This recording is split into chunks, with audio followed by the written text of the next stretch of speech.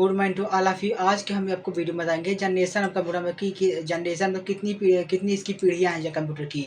आप देख सकते हैं ये आपका पीसी है, ये आपका सीपीयू है, ये आपका कीबोर्ड है, ये आपका माउस है और ये आपका स्पीकर माना जाता है। कंप्यूटर कंप्यूटर जो होता है एक स्वचालित मशीन है। कंप्यूटर जो आपका है एक स्वचालित मशीन है जो डाटा तथा निर्देशों को इनपुट रूप में ग्रहण करता है। जैसे यहाँ पर कोई भी आप डाटा कीबोर्ड के माध्यम से डालेंगे तो ये इनपुट रूप में ग्रहण करेगा एवं निर्देशों का अनुरूप उनका विश्लेषण करता है। जैसे कि डाटा आपने जो भी डाला है जिस भी ऐप में, तो वहाँ पर डाटा आपको उसका विश्लेषण करेगा तथा आवश्यक परिणामों को निश्चित निश्चित प्रारूप में आउटपुट में, जैसे कि यहाँ पर जो भी डाटा डालेंगे वो आपको आउटपुट में यहाँ पर दर्शाएगा। यहाँ पर पीसी में आपका यह डाटा निर्देश कि सॉफ्टवेयर और परिणामों को भी स्टोर करता है। इससे यहाँ पर जो आपकी हार्ड डिस्क यहाँ पर लगी होती है, यहाँ पर डाटा आपका स्टोर करता है ताकि आवश्यकता अनुसार इसका उपयोग किया जा सके। जैसे कि आपको आवश्यकता पड़ने पर डाटा जो स्टोर रहता है वो आप उपयोग कर सकते हैं।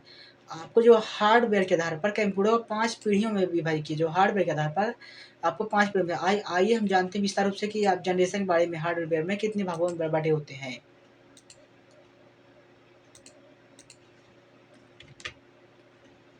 अब आती है आपकी जो फर्स्ट जनरेशन पीढ़ी। जैसे आपकी फर्स्ट जनरेशन पीढ़ी जो है 1946 से 1958 तक है।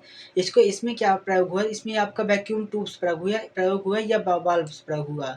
देख सकते हैं आपकी जो ये वैक्यूम ट्यूबें हैं, ये छोटी-छोटी वैक्यूम ट्यूबें बड़ी हुई होती हैं और यहाँ पर ये साइकिल नीचे से वैक्यूम ट्यूब यहाँ से कंप्यूटर से जुड़े होते हैं फर्स्ट पीढ़ी में। ये क्या कहते हैं, सिलिकॉन वैल्यू यहाँ पर स्थित रहती है। यह मुख्य इलेक्ट्रॉनिक घटक हैं। ये कंप्यूटर बहुत जल्दी क्या जो फर्स्ट पीढ़ी के कंप्यूटर थे वो हमें बहुत जल्दी गर्म होते थे। इनको रखने के लिए कूलर और एसी लगाया जाता था। मतलब क्या होता था कि इनको फर्स्ट पीढ़ी गर्म होते थे, जिस कारण इनमें एसी लगाया जाता था। एसी मतलब कूलर लगाया जाता था। पहली पीढ़ी कंप्यूटर आकार एवं साइज़ एक कमरे की, जैसे क्या कि ये जो पहली पीढ़ी कंप्यूटर थे वो आकार में बहुत मतलब एक कमरे के बराबर रहते थे, जिस कारण उनको मतलब कि पहले मतलब वो बहुत ही भारी होते थे। पहली पीढ़ी कंप्यूटर चलाना अत्यधिक कठिन माना जाता था। इसमें प्रोग्राम देखिए फर्स्ट पीढ़ी में क्या आपका है, आप मशीन लैंग्वेज का उपयोग है। फर्स्ट पीढ़ी में आपका मशीन लैंग्वेज का उपयोग किया गया था। पहली पीढ़ी में कंप्यूटर में एक समय में एक टास्क ही कर पाते थे, इसलिए इनकी गति धीमी होती थी। इसमें पंच कार्ड मैग्नेटिक टेप का उपयोग इनपुट आउटपुट की तरह किया जाता है। जैसे कि इसमें डाटा को डालने और निकालने के लिए इनपुट आउटपुट की तरह पंच कार्ड का उपयोग किया जाता था। साथ ही स्टोरेज का लिए उपयोग किया जाता है, इन पंच कार्ड का उपयोग किया जाता है। जो फर्स्ट पीढ़ी के हैं उसमें आपके कुछ कंप्यूटर होते हैं, जैसे कि ये एटनिक है आपका, जो आपको फर्स्ट पीढ़ी के जैसे आपके दोस्तों क्या है, आपको जो फर्स्ट पीढ़ी का बोर्ड है electronic numeric and indicated and computer है। आपका जो दूसरा है एडबैक है, electronic state variable automatic computer जो आपका। जो आपका third computer electronic delay electronic storage automatic computer, जो आपका थर्ड कंप्यूटर है आपका ये मान्यता है। आपको जो चौथे है यूनिवर्सल ऑटोमेटिक कंप्यूटर 1954 है आपका, जो फोर्थ पीढ़ी कंप्यूटर है। आईबीएम जो आपका इंटीग्रेटेड पेस्ट मैनेजमेंट 701 मशीन ही, ये आपके फर्स्ट पीढ़ी कुछ कंप्यूटर है जो आपके प्रथम पीढ़ी में माने जाते हैं। साथ ही प्रथम पीढ़ी में मशीनी लैंग्वेज की खोज 0 और 1 का उपयोग, जिसका बाइनरी संख्या आप जानते हैं कि बाइनरी संख्या 0 1 से बनती है। प्रथम पीढ़ी के कंप्यूटर में कंप्यूटर पोर्टेबल नहीं थे, मतलब कि ये पोर्टेबल से आप समझते हैं, मतलब कि जैसे ये एक स्थान से, जैसे देखिए एक कमरे के बराबर कंप्यूटर थी, हम एक स्थान से दूसरे स्थान नहीं ले जा सकते क्योंकि वे अत्यधिक बड़े होते थे। अब आती है आपकी सेकंड जनरेशन पीढ़ी। सेकंड जनरेशन पीढ़ी क्या है 1958 से 1964। इसमें ट्रांजिस्टर का प्रयोग हुआ। ये देखिए फर्स्ट पीढ़ी में आपका वैक्यूम ट्यूब और बल्ब का प्रयोग हुआ। सेकंड पीढ़ी में आपका ट्रांजिस्टर, देखिए ये छोटे-छोटे ट्रांजिस्टर आपके सीपीयू में भी लगे होते हैं। आज के समय में छोटे-छोटे ट्रांजिस्टर कहीं न कहीं लगे होते हैं आपके। यह भी इलेक्ट्रॉनिक घटक है। यह कंप्यूटर इंट्रांजिस्टर बेस पर थे। यह बिल्कुल उसी तरह काम करते हैं जिसमें जैसे प्रथम पीढ़ी कंप्यूटर वैक्यूम ट्यूब या बल्ब पर काम करते हैं। साइज़ छोटा होता गया तथा प्रथम पीढ़ी के तुलना में बिजली खपत कम होती गई। बिजली खपत हुई, जिसका यह कंप्यूटर अत्यधिक अच्छा माना जाता है प्रथम पीढ़ी के मुकाबले। इसमें प्रोग्रामिंग लैंग्वेज के रूप में इसमें देखिए सेकंड पीढ़ी में क्या हुआ, आपकी असेंबली लैंग्वेज का भाषा का निर्माण हुआ। असेंबली प्रथम पीढ़ी आपका मशीन लैंग्वेज हुई और सेकंड में आपकी असेंबली लैंग्वेज। साथ ही साथ हाई लेवल लैंग्वेज की आपकी शुरुआती चरण में आ गई, जिसमें कोबोल और प्रोटॉन की भी खोज नॉर्मल तरीके से हो गई। इसके कुछ प्रमुख कंप्यूटर जो हैं, जैसे कि आईबीएम है आपके, इंटरनेशनल बिजनेस मशीन कॉर्पोरेशन है, आपका जो दूसरा कंप्यूटर है हनीवेल है, इंफॉर्मेशन सिस्टम 400, अर्थात जो थर्ड है आपका सीडीसी है 1604। 3 आपके कंप्यूटर मुख्य रूप से माने जाते हैं आपके सेकंड पीढ़ी में।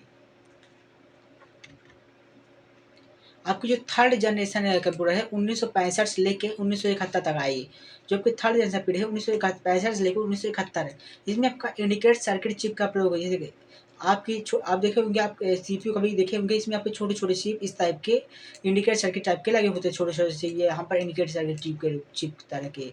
यह भी इलेक्ट्रॉनिक एक कंप्यूटर जो कि इंडिकेटर सर्किट चिप पर काम करता है। आईसी चिप का प्रयोग ट्रांजिस्टर से मिलाकर किया गया, जिसमें कंप्यूटर का आकार और भी छोटा होता गया।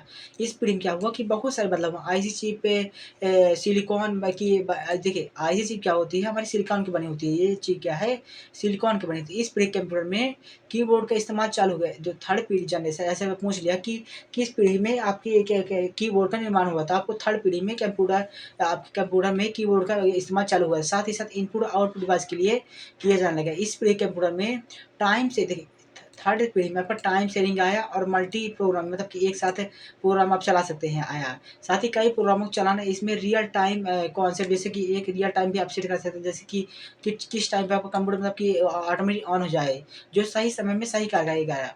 इस भाषा में इसमें मुख्य भाषा हाई लेवल लैंग्वेज भाषा और पास्कल, देखिए हाई लेवल भाषा पास्कल भी आई, और देखिए मुख्य रूप से आपकी बेसिक आई और पास्कल और फोर्टान भी आई। First first second third generation इसकी आई थी। अब इसकी जो आईसी चिप है, जो आईसी चिप निर्माण हुआ 12 सितंबर 1958 में हुआ था। इसकी जो सिलिकॉन वैली, जो आपकी भारत में सिलिकॉन वैली स्थित है, बेंगलुरु में आपकी सिलिकॉन वैली भारत में स्थित है। इसके जो जनक है जैक किल्बी और रॉबर्ट नायस जी हैं, दो आपके मुख्य रूप से आपके इसके जनक माने जाते हैं थर्ड जनरेशन पीढ़ी के। थर्ड पीढ़ी के जो प्रमुख कंप्यूटर, जैसे कि IBM international business machine corporation आपकी 360 आपको मानते हैं, आपका आईबीएम 370, आईसीडीसी आपका 6600, पीडीपी आपका 8 और पीडीपी 11। फोर्थ जनरेशन कंप्यूटर में आपके बहुत सारे मतलब की चेंजिंग हुए। फोर्थ समय भी आपके देखिए उन फोर्थ जनरेशन कब से है, 1971 से लेकर 1990 तक। इसमें क्या हुआ, very very large scale integration, जो आपकी फोर्थ जनरेशन पीढ़ी आई थी, इसमें आपका वेरी लार्ज स्केल इंटीग्रेशन का प्रयोग हुआ था। मतलब क्या होता है, वेरी मतलब कि अल्ट्रा मतलब जैसे क्या कि जो आपकी ये आपकी माइक्रो प्रोसेसर देख सकते हैं, इसमें इसमें कई कई तरह के आज के समय बाजार में माइक्रो प्रोसेसर, जैसे कि इंटेल कोर आ गया, मीडियाटेक हीलो G88 आ गया, और क्वालकॉम स्नैपड्रैगन, और आपका जो आ गया मतलब कि क्वालकॉम में मीडिया डायमेंसिटी भी आ गया आपका। जैसे देखिए इस पीढ़ी में LSI लार्ज स्केल इंटीग्रेशन और VLSI very large scale integration micro processor की शुरुआत हुई। माइक्रो देखिए आपके समय आपके मोबाइल में जो माइक्रो प्रोसेसर लगा होता है, वो वेरी मतलब स्पीड का होता है, सबसे अच्छा माना जाता है। माइक्रो प्रोसेसर आने से प्रोग्राम को कम देखिए रन होने में कम समय लगता है, जिससे समय की बचत होती है। इस प्री कंप्यूटर में ही स्टोर डिवाइस को सम्मिलित कर देगा। जैसे इसी के अंदर क्या होता था कि हमारे इसी के माइक्रो प्रोसेसर के अंदर ये देखिए ये आपका अंदर का कोर है, ये आपका बाहर का, ये दोनों एक दूसरे से जुड़े होते हैं। देखिए ये पोर्शन यहाँ पर इसका जुड़ा होता है, और ये छोर इसका यहाँ से एकदम सेट रहता है, और बीच में इस तरह की सिलिकॉन चिप रहती है इसके अंदर। ये माइक्रो प्रोसेसर तौर पर है। सीधा से आप इसको आप ये सीपीयू में देख सकते हैं, बीच में आपका लगा होता है ये। आपकी जो मतलब मुख्य रूप से भाषाएँ हैं, सीधा सी उच्च भाषाओं का विस्तार हुआ, जैसे देखिए उच्च भाषा का फोर्थ जनरेशन में पीढ़ी में विस्तार हुआ। और इसमें पर्सनल कंप्यूटर, आप जो घर में पीसी चला रहे हैं पर्सनल कंप्यूटर, उसका उसका उसकी जो जनरेशन हुई आपकी फोर्थ जनरेशन में आपकी लॉन्च हो गई थी। देख सकते हैं जो आपकी जिसमें आपका ये माइक्रो प्रोसेसर उपयोग होने लगा। आज के समय भी इसका बहुत उपयोग हो रहा है माइक्रो प्रोसेसर का। इसके प्रमुख कंपनी जो 4P कंप्यूटर हैं, CRKY क्रे और एप्पल और बैक्स 9000 हैं इसके। जो फिफ्थ जनरेशन कंप्यूटर जो है आपकी लास्ट में मानी जाती है, जो 1990 से लेके आपकी अभी तक 2023 से 24 अब 2050 मान लीजिए, आप 50 तक के मान लीजिए, जब तक रहेगी आपकी रहेगी अल्ट्रा लार्ज स्केल इंटीग्रेशन। इसमें क्या इस फिफ्थ पीढ़ी में आपका क्या प्रयोग हुआ, अल्ट्रा लार्ज स्केल इंटीग्रेशन का प्रयोग हुआ। तो जो 1990 से लेकर 2050 तक साल तक इसकी चली गई, जो फिफ्थ जनरेशन पीढ़ी है। इस पीढ़ी में IULS ultra large scale integration जो कि फिफ्थ पीढ़ी है, इसमें आपका क्या हुआ, अल्ट्रा लार्ज स्केल इंटीग्रेशन का प्रयोग हुआ। इस पीढ़ी में VLSI ultra large scale integration और SLSI super large scale integration से करोड़ों इलेक्ट्रॉनिक क्या हुआ, ये मतलब जो एक पीढ़ी है मतलब ये इलेक्ट्रॉनिक क्या हुआ कि मतलब इसमें माइक्रोचिप का मतलब कि इसका प्रयोग माइक्रो प्रोसेसर चिप का विकास हुआ। इसमें क्या माना गया AI आर्टिफिशियल इंटेलिजेंस मतलब कृत्रिम। यह कंप्यूटर छोटे तथा हाथ में इस क्या होते थे, जो 5th जनरेशन पीढ़ी कंप्यूटर बहुत ही छोटे, मतलब इनको कहीं भी आप एक स्थान से दूसरे स्थान ले जा सकते हैं, जिनकी गणना की क्षमता अत्यधिक तीव्र और अधिक होती है। इसमें मुख्य भाषाएँ हाई हाई लेवल लैंग्वेज, देखिए 5th में क्या हुआ, बेहद बहिष्कार हुआ। और एक भाषा जो है जावा, जावा आपकी 5th जनरेशन में आपकी भाषा रूप में इसके जो जनक हैं जेम्स गेल्सिंग और द्वारा 1995 में आपका, देखिए जो 5th में आपका मेन आई थी आपकी, जो हाई लेवल लैंग्वेज में जावा आई थी। देखिए जो यूएलएसआई आप जो 5th जैसे कि आपकी, मतलब कि इस तरह की आपकी चिप रहती थी आपकी अल्ट्रा लार्ज स्केल इंटेलिजेंस में।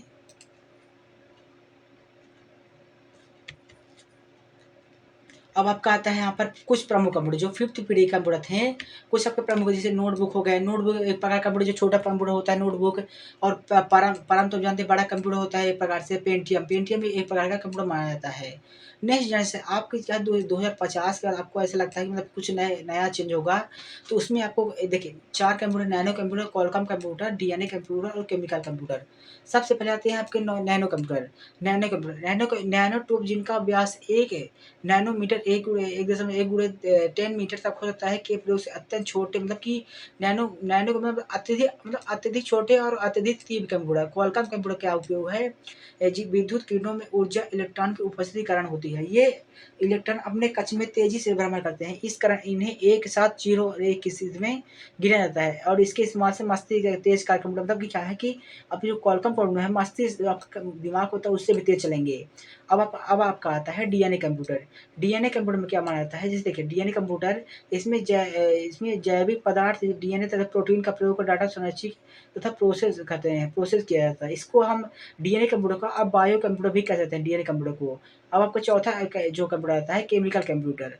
इसमें गणना के लिए पदार्थ के रासायनिक गुणों तथा साध्यता का उपयोग किया जाता है। जो केमिकल कंप्यूटर मुख्य रूप से होते हैं, ये आपकी जो कि 4 पीढ़ी आपको वैज्ञानिक अंदाज़ा लगा रहे हैं कि आपकी जो देखिए जो आपकी जनरेशन देख सकते हैं, फर्स्ट पीढ़ी में वैक्यूम ट्यूब है, सेकंड में ट्रांजिस्टर, थर्ड में इंडिकेटर सर्किट, आपका फोर्थ में आपका जो वेरी लार्ज स्केल और फिफ्थ में आपका अल्ट्रा लार्ज स्केल इंटीग्रेटेशन आ गया। तो आपकी 5th जनरेशन आपको ऐसा हम मतलब वैज्ञानिक को ऐसा लग रहा है कि ये कुछ पीढ़ियाँ आ सकती हैं, जिस कारण यहाँ इसका भविष्य में काफ़ी अच्छे तरीके से कंप्यूटर का उपयोग हो सकता है।